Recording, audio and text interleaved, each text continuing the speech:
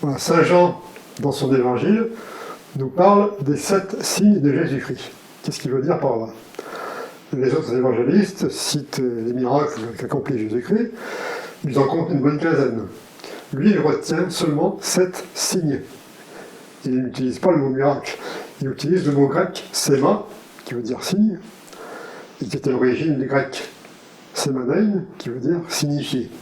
Ça veut dire qu'en grec, comme en français, un signe signifie quelque chose. Ça a un sens caché. Donc ces 7 signes, quels sont-ils? Le premier, il est très connu, c'est les noces de Cana. Tout le monde en a entendu parler, pourtant seul Saint Jean rapporte cet événement. Quelque temps après le baptême de Jésus, Jésus ainsi que quelques-uns de ses compagnons sont invités à une noce à Cana en Galilée. Et au milieu du repas, alors que les invités ont déjà bien bu, eh bien on s'aperçoit qu'on va manquer de vin. Donc à ce moment-là, les domestiques s'en inquiètent, et Marie leur dit, faites ce que vous dit mon fils. Et Jésus leur dit, voilà, vous avez ici 6 jarres qui sont remplies d'eau. Ces jarres sont destinées aux libations des Juifs qui, avant le repas, vont y tremper leurs couverts, leurs assiettes, leurs coupes, en signe de purification. Il leur dit, puisez dans ces jarres. Et lorsque les domestiques puisent dans ces jarres, ils s'aperçoivent que ce n'est plus de l'eau, mais c'est du vin. Et en plus, c'est un vin excellent. Alors on peut chercher une explication rationnelle. On peut dire aussi que ces 6 jarres, symbolisent les 6 religions qui ont précédé le christianisme, à savoir la religion masdéenne, la religion mitraïque, la religion grecque, la religion égyptienne, la religion celtique, la religion romaine. Et en fait, en prêchant le christianisme, Jésus va puiser dans chacune de ces 6 religions précédentes ce qu'il y a de meilleur. C'est ça la signification des noces de Cana. C'est aussi le sens de communion. Le deuxième signe, c'est une guérison. C'est la guérison du fils d'un officier, l'officier de la garde d'Hérode. Il vient trouver Jésus parce que son fils est malade. Et Jésus lui dit, tu rentres chez toi, ton fils n'est plus malade. Et effectivement, le fils, lorsque l'officier arrive chez lui, le fils est revenu à la vie, il n'est plus malade. Donc c'est une guérison qui s'opère à distance et sans témoin. On peut se demander de quoi souffrait cet enfant. Est-ce que c'était un mal incurable dans lequel il y a vraiment eu un miracle? Est-ce que c'était pas plutôt une simple fièvre passagère, et dans ce cas, le mal est passé de lui-même? La question restera posée. Le troisième signe, c'est la guérison du malade de Bézata.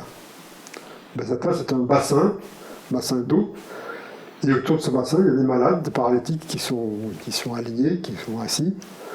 Et de temps en temps, dit-on, l'ange du Seigneur descend et effleure l'eau de son aile, et l'eau se met à bouillonner. À ce moment-là, le premier malade qui réussit à plonger dans l'eau, il est guéri instantanément. Et là, au bord de ce bassin, il y a un pauvre paralytique qui est là depuis 38 ans. Et comme il est à moitié paralysé, mais chaque fois que l'eau se met à bouillonner, il a beau faire, il n'arrive pas à être le premier à plonger dans l'eau. Et Jésus arrive et lui dit, voilà, tu es guéri. Et donc le paralytique, il se lève, il prend son grabat et il s'en va. Et comme il a passé 38 ans au bord de ce bassin, on peut se penser qu'il ne lui reste plus beaucoup d'années à vivre, mais enfin, le peu de temps qu'il lui reste à vivre, ce sera vraiment une des meilleures années de sa vie. Alors le quatrième signe de Jésus, c'est la multiplication des pains. Donc cette fois, c'est un miracle qui va avoir pour public une foule innombrable. Il y a une foule qui suit Jésus, ils sont sur une montagne, il arrive l'heure du repas, personne n'a bien vraiment apporté à manger. Il y a juste un enfant qui a dans un panier qui a 5 pains et 2 poissons. Et Jésus dit à ses disciples, prenez ces 5 pains et ces 2 poissons et mettez-les dans des couffins et vous verrez qu'il y aura de quoi manger pour tout le monde. Et effectivement, il trouve de quoi remplir 12 couffins. Donc de quoi rassasier la foule immense. En fait, les nombres sont importants. Dans l'évangile de Saint Jean, les nombres sont toujours importants. Les 5 pains, les 5, c'est le nombre de l'homme. On a les 5 signes, les 5 sens. les 5 doigts de la main, les 5 sens. Donc le 5 est le chiffre de l'homme. Les 12 couffins, 12, c'est les 12 mois de l'année. Les 12 heures de la journée, c'est le signe du temps. Et 2, les 2 poissons, comme dans le signe du zodiaque. C'est le signe de la rencontre de l'homme et du temps. Et c'est aussi la communion, parce que, évidemment, en fait, chacun va apporter de quoi manger. Personne ne faisait sortir ce qu'il avait dans son sac. Et puis, dans l'ambiance, eh bien, chacun se met à partager ce qu'il avait apporté. Alors, le 5e signe de Jésus, c'est Jésus qui marche sur la mer. Les disciples sont dans un bateau, il faut rappeler qu'ils sont des pêcheurs. Ils sont dans un bateau, ils sont sur le lac de Génézareth. Et à ce moment-là, il y a une tempête qui se lève, ils ne sont pas bien rassurés. Et le lac il est immense, c'est une véritable mer intérieure. Et dans toutes les civilisations, la mer, puisqu'on ne voit pas ce qu'il y a de l'autre côté, c'est devenu le symbole de la mort.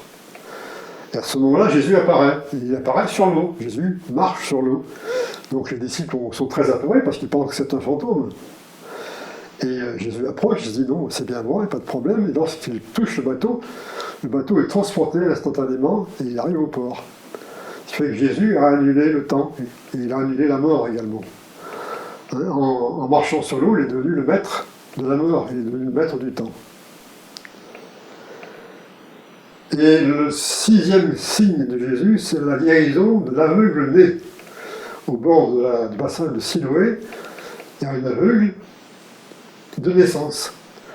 Et dans les croyances des Juifs, quand on est aveugle, c'est qu'on expie un crime, ou on expie des péchés. Et les disciples se disent, puisqu'il est aveugle de naissance, ça veut dire qu'il a péché, mais pas dans cette vie, dans une vie antérieure. Mais j'ai dit non, la vie antérieure, ça n'existe pas. Il y a une grosse interrogation de ce sujet. Et en fait, on finit par apprendre qu'il expie les fautes de ses parents. Et donc Jésus crache sur le sol, et il fait de la boue avec la terre et sa salive mêlée. Et de cette boue, il la frotte sur les yeux de l'aveugle retrouve la vue. Alors c'est intéressant de voir que Jésus il aurait pu utiliser simplement la parole, Jésus utilise sa salive et la terre.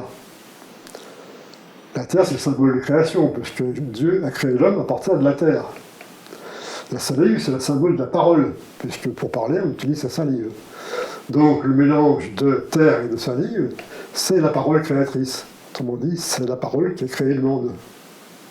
Et le 7e signe de Jésus, c'est le plus spectaculaire, c'est la résurrection de Lazare.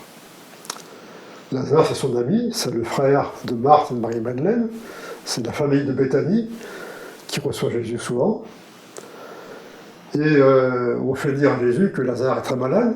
Jésus dit, attends. Jésus dit, on va aller le voir, mais j'attends quelques jours. En fait, ce qu'il attend, il attend qu'il soit décédé.